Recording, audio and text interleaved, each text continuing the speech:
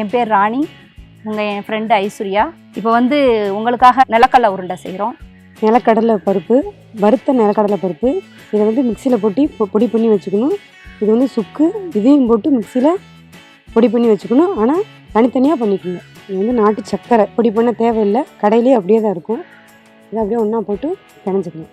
இது வந்து நிலக்கடலை பருப்பு வறுத்தது மிக்சியில் போட்டு பொடி பண்ணி வச்சுருக்கோம்.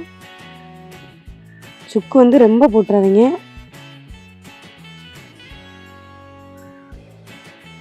இது வந்து நாட்டு சர்க்கரை,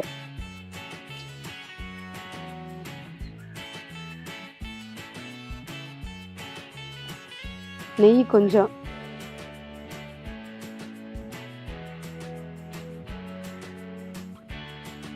நம்ம லாஸ்ட் டைம் பயர்லெஸ் ஸ்கின்ல அந்த வேர்க்கடலை பண்ணி செகண்ட் ப்ரைஸ் வாங்கினோம், ஃபஸ்ட் ப்ரைஸ் வாங்கினோம்ல ஐஸு. அந்த மாதிரி நல்லா சூப்பராக பண்ணிடுவோம். ஆனால் எல்லாமே ஆரோக்கியமானது. கண்டிப்பாக்கா. இது வந்து அந்த காலத்தில் இதை தான் ஒரு உணவாகவே எடுத்திருக்காங்க.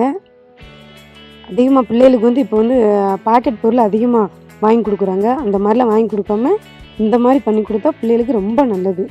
இந்த மாதிரி உருண்டை பிடிக்க உங்களுக்கு வரலைன்னா இன்னும் கொஞ்சம் நெய் மட்டும் சேர்த்துக்குங்க, சேர்த்து உருண்டை பண்ணிக்கலாம். உருண்டை பண்ணிக்கலாம்.